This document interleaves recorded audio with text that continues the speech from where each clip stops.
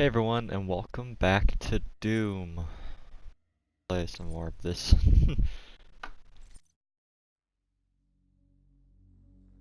Right now we're going to Vega Central Processing. So we reclaimed the Crucible and are returning to Mars. You must close the well, the power source of the Hell portal on Mars. To do this, you will have to make one last Hell jump. Samuel has a plan to send you back to the well's location. You will need your assistance to carry it out.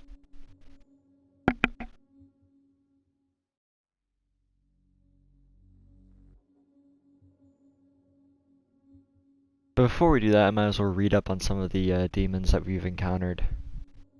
That I didn't read last time in one of the other videos. I think it was now Doom episode 10. I think that was on like maybe 5 or 6.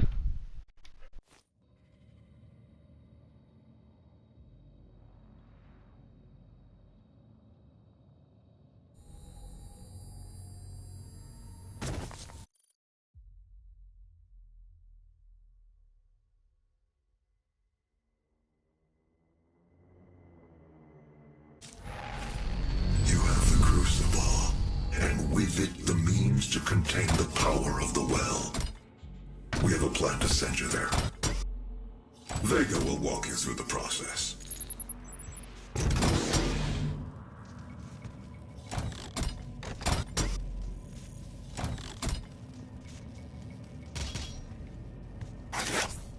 Alright, let's take a look here.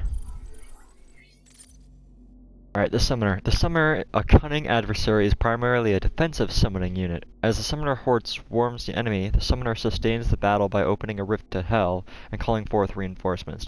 To prevent being overrun by the relentless horde, the Summoner should become a primary target in any battle strategy. Then, directly challenged in combat, the Summoner is capable of channeling Hell energy into an Argent Wave. Although this wave kills most humans, an occasional victim will be transformed into the Possessed. Surviving an Argent Wave attack is extremely unlikely, but does not appear to be random. There is evidence that the Summoner selects the most resilient of combatants for induction to the Army of Hell. Very interesting. The Baron of Hell 1, apparently, is what it's called. There's apparently more than one, assuming that it's Baron of Hell 1. I'm not excited for that. The Baron of Hell is the highest demon among the Order of Hell Knights. They rarely leave Hell, and no Baron of Hell has yet been captured by any of the tethering operations. Details regarding their behavior and physiology are therefore limited. The Keiko Demon. 1, meaning I guess there's more than one. Keiko demons are monstrous psionic demons driven by a desire to feed. They display limited intelligence, but are often sent into the fray as their natural size and abilities make them an intimidating weapon for the demon horde.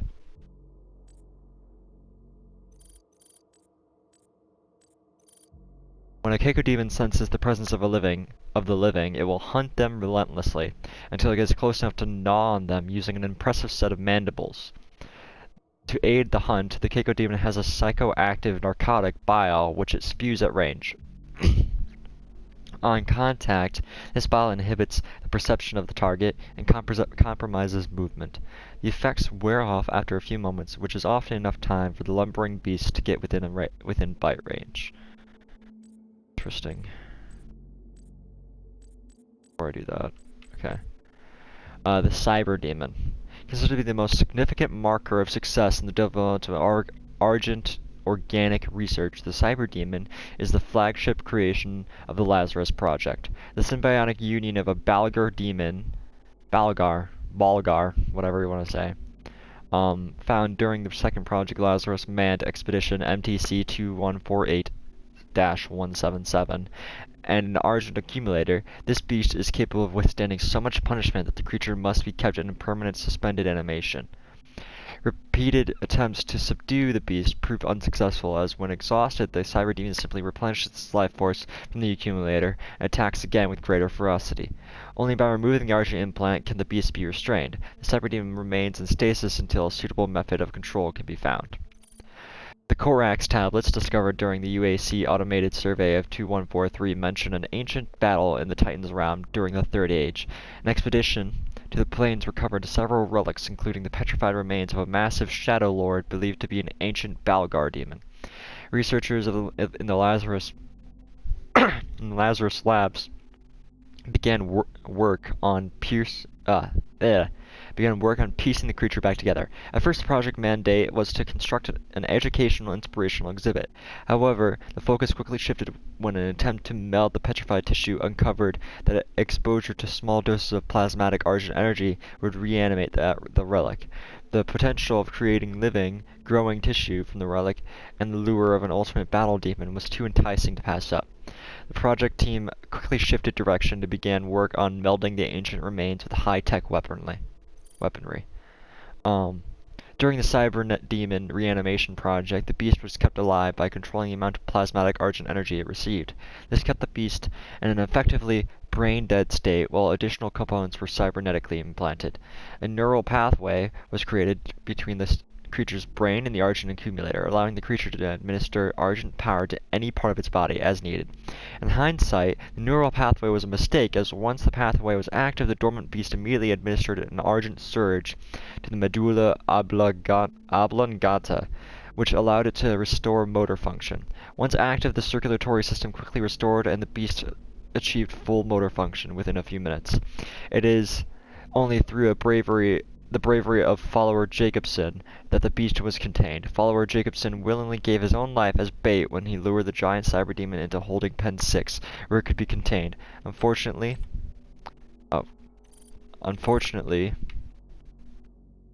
there was no way to retrieve Jacobson once the doors had been bolted, and he was sacrificed. Wow. Oh, we got another data log. Oh, that's in the foundry. I have to find it here. Okay. Lost soul. These demons are found wandering aimlessly within the temples of hell as they search for a host to inhabit. When a potential victim is found, they will converge on the target and explode with a blast of hell energy. Lesser-willed beings weakened by the explosion will then be possessed by the demon, and the host's soul becomes lost in turn. Tablets retrieved from the Korax suggest the lost souls are considered the lowest of the demons, even lower than imps, since the wandering nomads doomed to forever roam the halls of hell thrive on the weakest entities. Lost souls are despised by the other demons. Despite their lowly status, they should not be underestimated. Mancubus. The Mancubus is a lumbering behemoth demon. A foul odor accompanies its presence, a stench that can be overwhelming if inhaled directly. Mancubi gorge on anything they can find and are not averse to eating rancid flesh. Their diet rots in their digestive system, making their innards highly flammable. These foul creatures are decked in light armor when they reach maturity, but their grotesque frame soon outgrows the armor, exposing their stomach and face. Ew.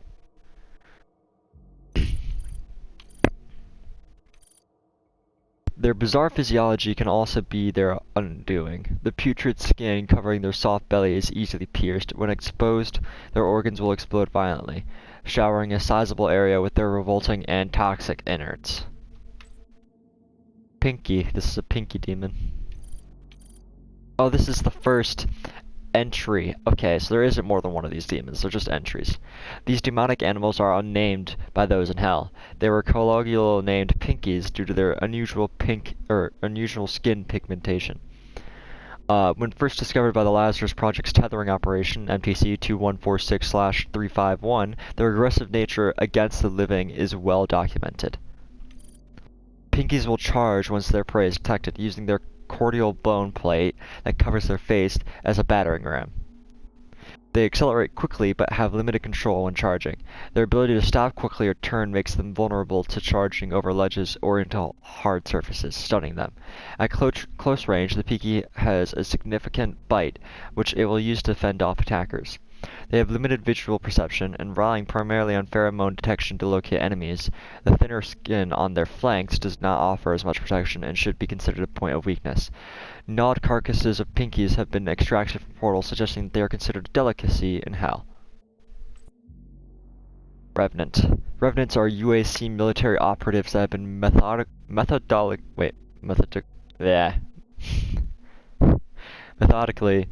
transformed into demonic combatants through cybernetic augmentation and repeated Lazarus wave exposure. The transformation begins by attaching multiple launch rocket battery MLRB into each shoulder of the patient, coupled to an argent-charged neural bile chip implanted at the base of their cerebral cortex. The MLRB allows the Revenant to both attack its target with multiple conventional rockets and also to fire mobility boosters located under each MLRB. Interesting. Hellguards. The borderlands between Titan's realm and the Great Steppe is home to one of the most ferocious demons yet found, the Biomech Hellguard. While there have been no direct human contact with this beast, it was discovered by scout bots during the second Project Lazarus tethering operation, MTC-2147/016. Confronting this demon signaled the end of the expedition, but the scout bots did manage to send data to the relay beacons before they were destroyed. A detailed study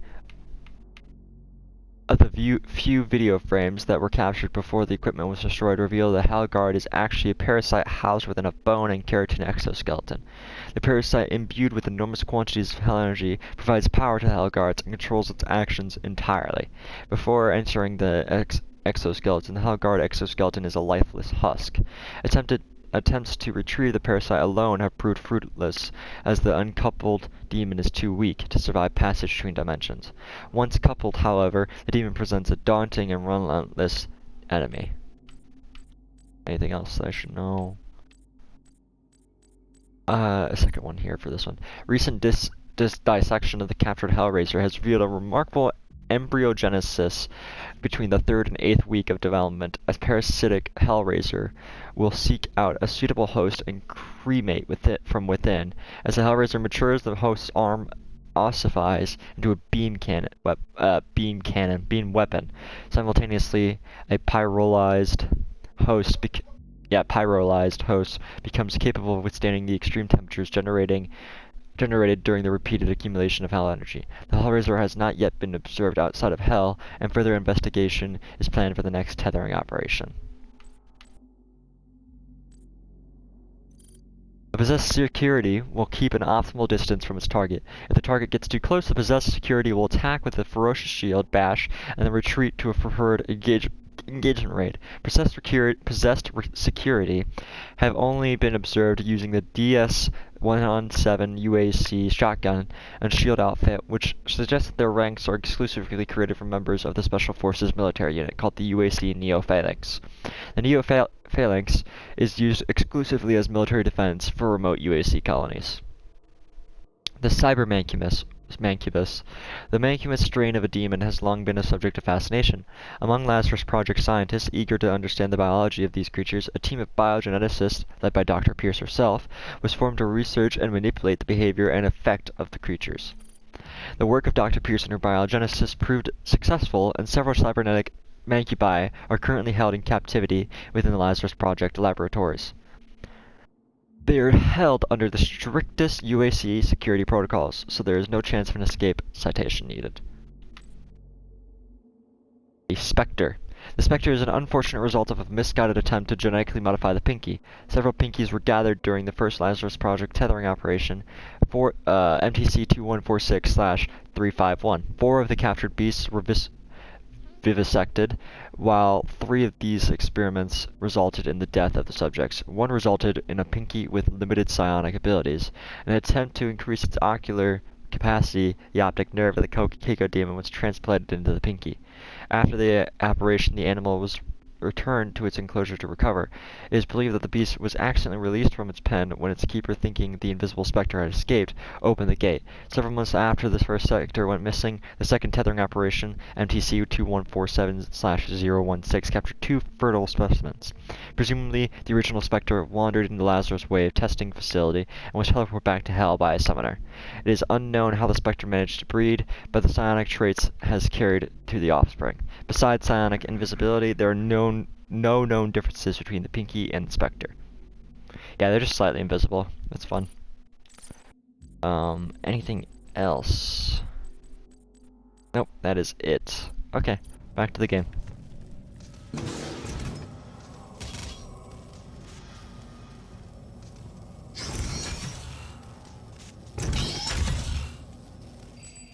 This is my primary operating facility. It is where I was created and where my core processing unit is maintained.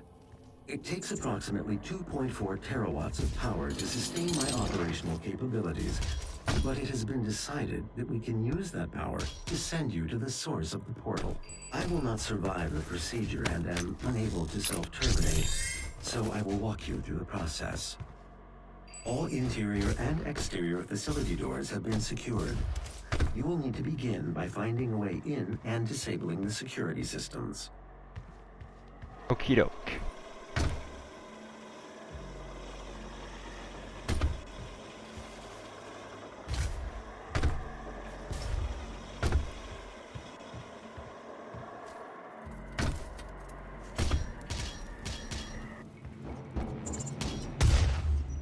Oh Jesus, that scared me.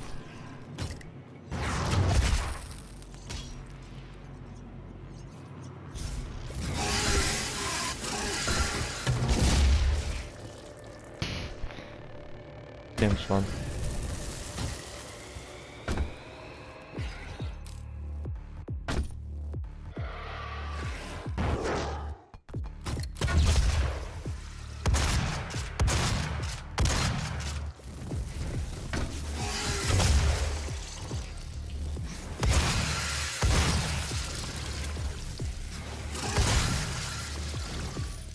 Actually, maybe I should equip. Oh god. Maybe I should equip this and just heat it up. Ready to fight multiples of these guys.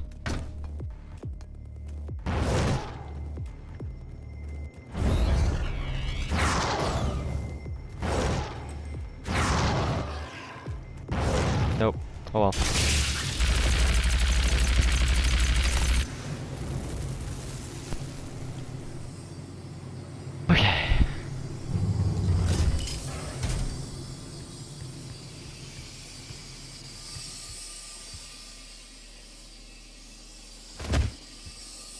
Security systems operate on two separate neural networks that terminate in this maintenance facility. Each termination point is protected by an electrified field, but you should survive the surge.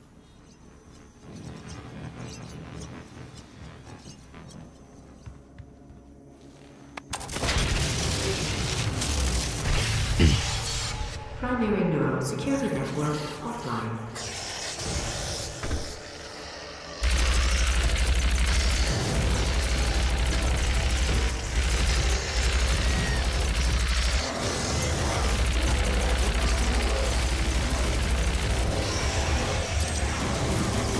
Wait, do I already have? Oh, I need to kill multiple demons with a single heat blast 20 times. Yeah, let's do that.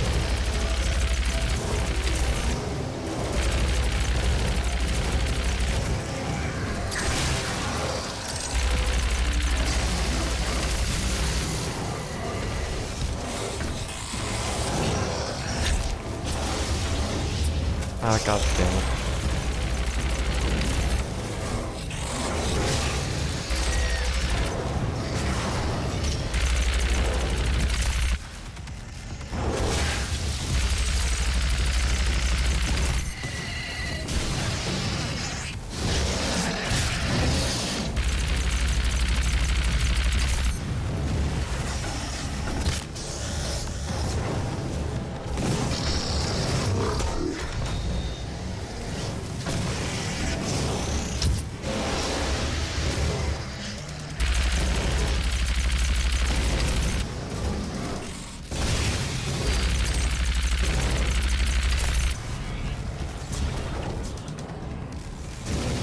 They're fighting each other.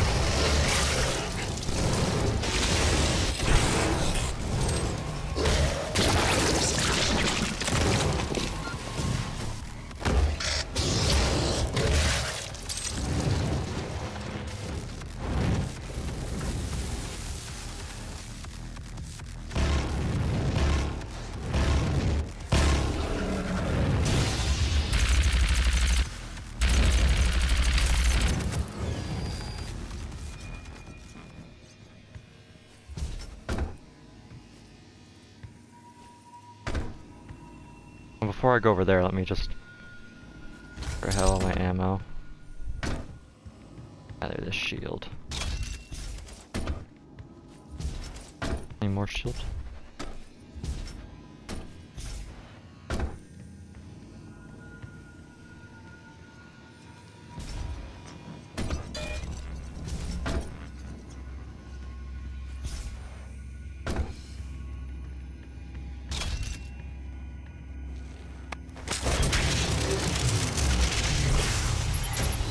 Auxiliary neural security network offline.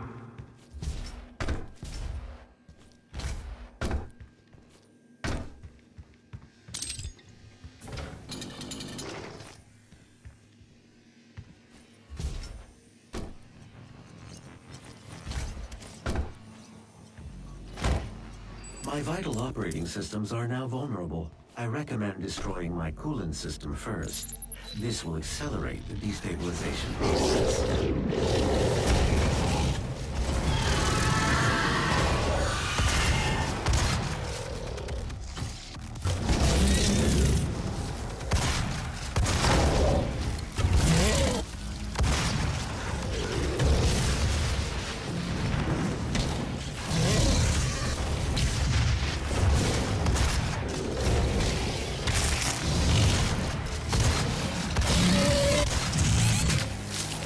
Oh my god, I got stuck inside of a demon. That's such bull.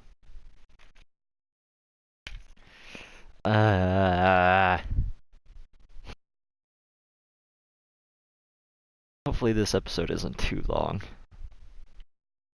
I'll probably cut it off just right after this little segment here, and then I'll continue on in the next video.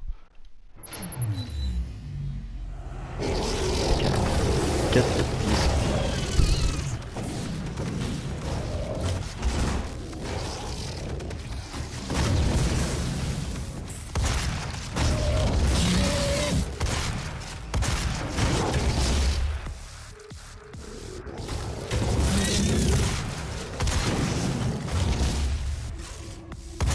Okay, Hell Knight.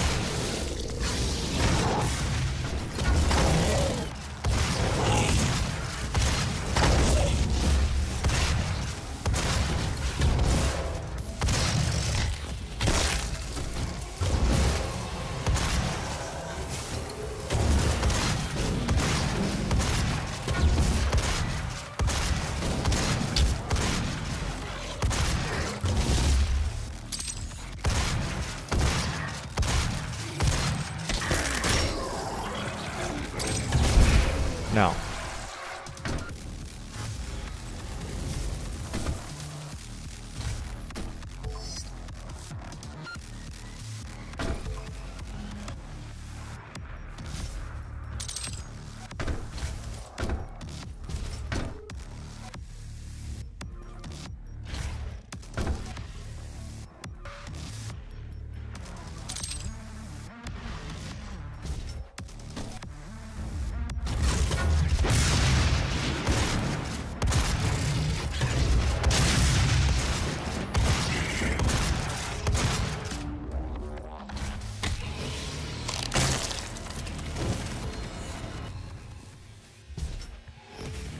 Should you find yourself caught in a level 3 demon contamination event, it is important that you remain calm. A tier 3 fellow wouldn't panic, and neither should you.